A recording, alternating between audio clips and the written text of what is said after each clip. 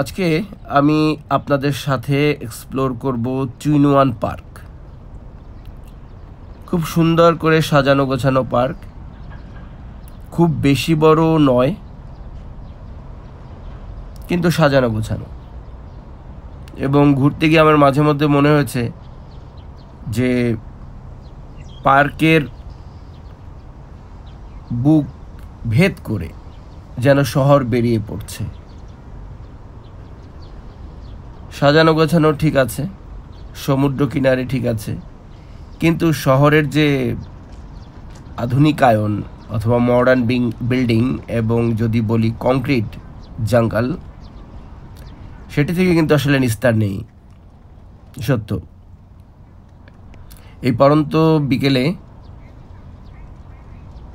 আকাশ একদম পরিষ্কার,